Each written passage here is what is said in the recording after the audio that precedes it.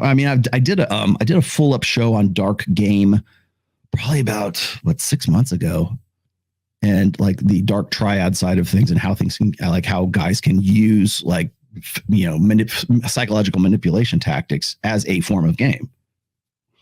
I think that, and the reason why I brought it up was because too many people think that that's all game is you're coercing these girls to want to fuck you. Like, I heard exactly those words, maybe almost verbatim, come out of the mouth of Andrew, what's his name?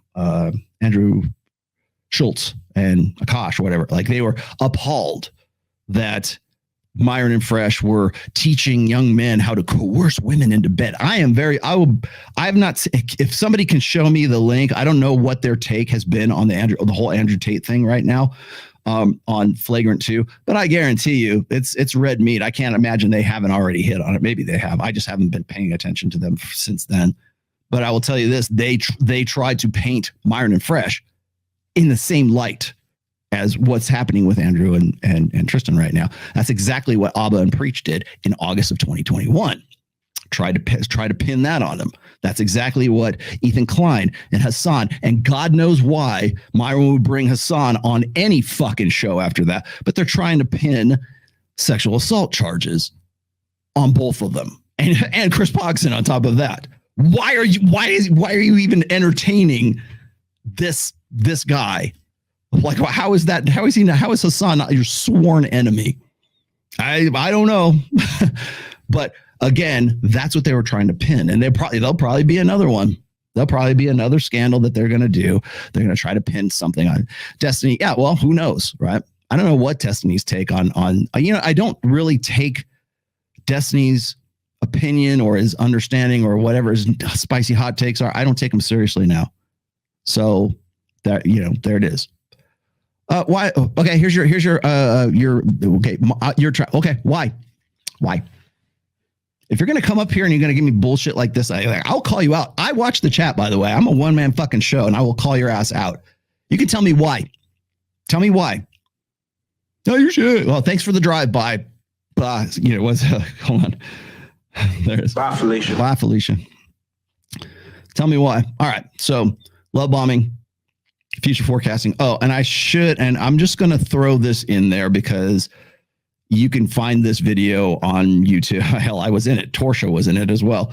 The first time I went on Adam Sosnick's show with Tori, we encountered Brody, and you guys probably remember that one. And Brody also, the reason why I remembered her was because I was kind of doing my notes about love bombing and future forecasting and lover boy method. If there's a difference, like, by the way, if you think that there's a difference between lover boy method and love bombing or future forecasting, whatever it is, you let me know.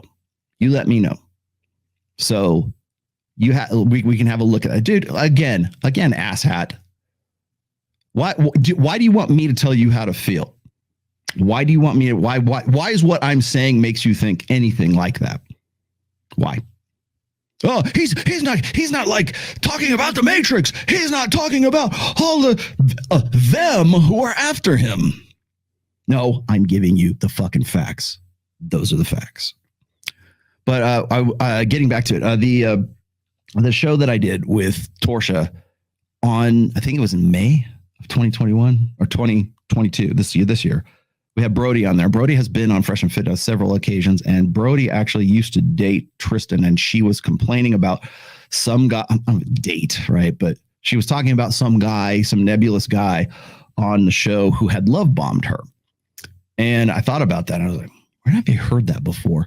And I went back and I had a look at that. And in fact, somebody even had called in during that show and had said something to the effect of like, oh, the guy she's mentioning is Tristan. What do you think of Tristan Tate? Like, somebody like actually called in and said, what do you think about Tristan Tate? And then they killed the conversation right there because she didn't have anything to do with it.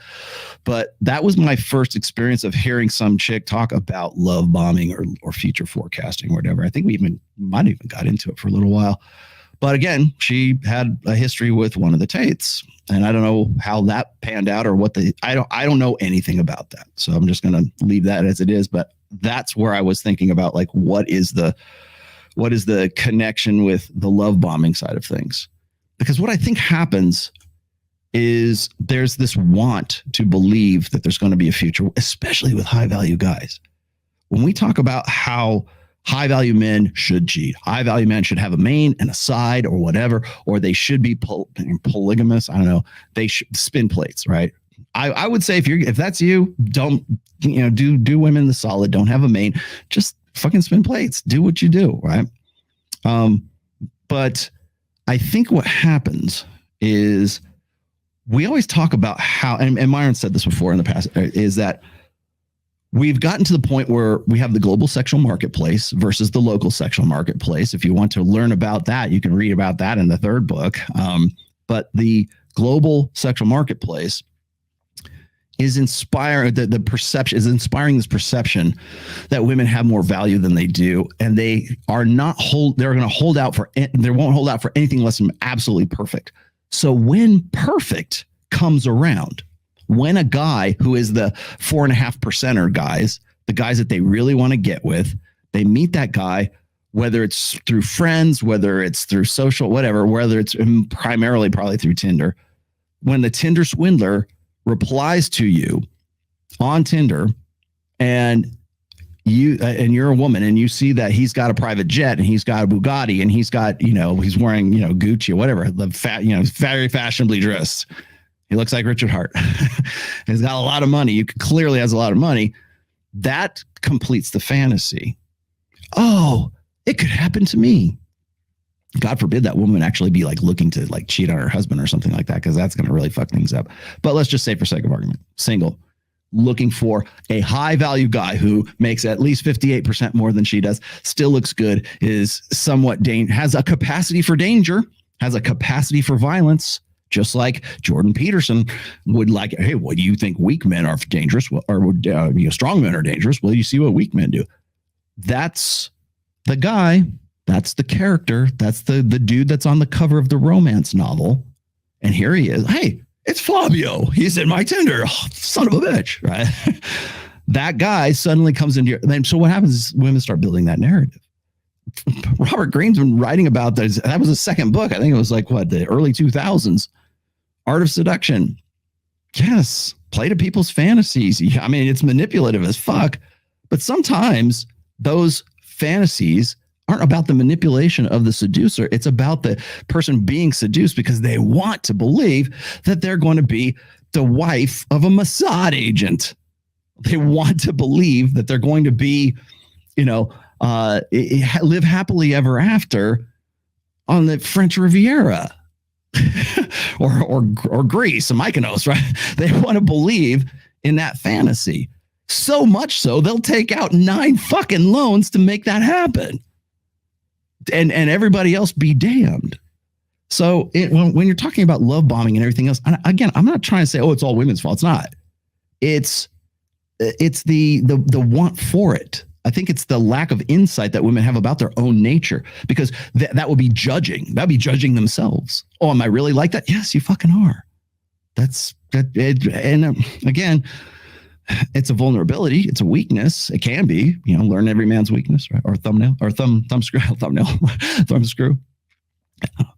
Yeah, it is. But it's better. Is it not better that I'm telling you about this shit right now than you going and, oh man, I can't believe it. Simon Lviv wants to fly me to Bucharest.